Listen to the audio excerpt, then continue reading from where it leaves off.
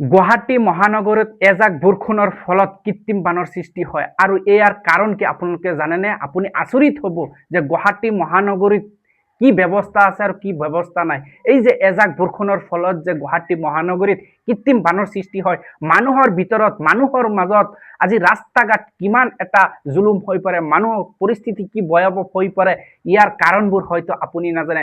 কাৰণ আপোনাৰ ভুলৰ কাৰণে হয় আপুনি একো নকৰে, কিন্তু আপুনিও এই ভুলটো কৰি আছে।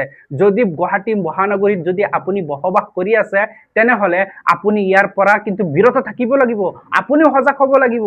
কেৱল মাত্ৰ চৰকাৰক দোষাৰোপ কৰিলেই নহব।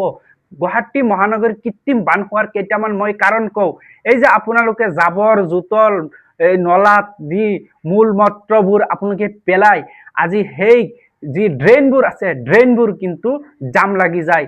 এজাক বৰষুণ আহিলে যে ড্ৰেইনেৰে যে পানী যাব, সেই ব্যৱস্থাটো নাথাকে। সদায় ড্ৰেইনবোৰ আবদ্ধ হৈ থাকে জাবৰ জোঁথৰেৰে।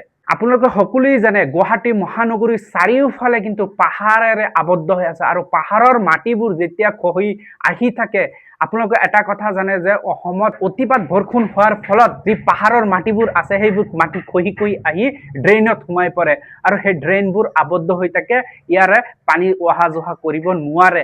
মূল কাৰণবোৰ এইকেইটা সৰু সৰু, কিন্তু এই সৰু সৰুৰ কাৰণে, এই সৰু সৰু সমস্যাৰ কাৰণে কিন্তু বহুত ডাঙৰ এটা ভয়াৱহ সমস্যা হৈ পৰে।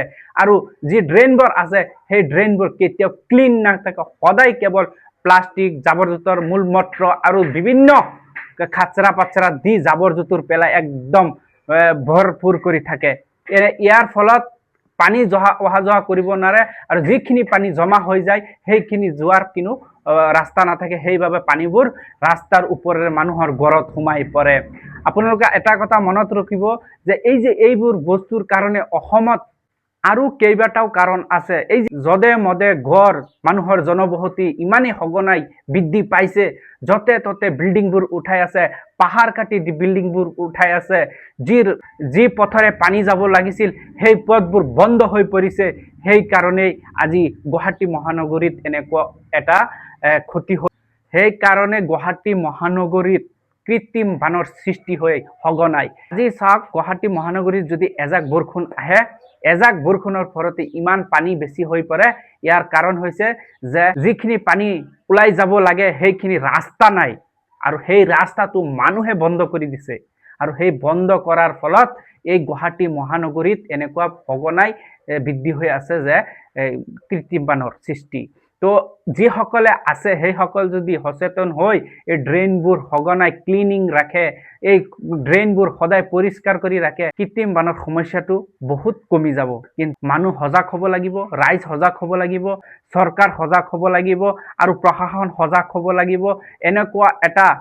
এনেকুৱা এটা ব্যৱস্থা কৰিব লাগিব যাতে এই যি ৰাস্তাৰে পানী যায়, যি ড্ৰেইনেৰে পানী যায়, সেই ৰাস্তাসমূহ সদায় ক্লিনিং থাকিব লাগিব, পৰিষ্কাৰ থাকিব লাগিব। আৰু যিসমূহ ভুল আপোনালোকে কৰি আছে, সেই ভুলখিনি কিন্তু আপোনালোকে নিজে শুধৰিব লাগিব, নিজে সমাধানৰ পথত আহিব লাগিব। আৰু যদি আপোনালোকে সদায় এনেকুৱা এই জাবৰ জোঁথৰ, মূল মূত্ৰ, মাটি, ঘৰ বা বাৰী, ৰাস্তা ঘাট বন্ধ কৰি অ'ত ত'ত কৰি থাকে, এই সমস্যা জীৱনত সমাধান নহয়। এই সমস্যা সমাধান কৰিবলৈ আপুনি নিজে সচেতন হোৱা দৰকাৰ।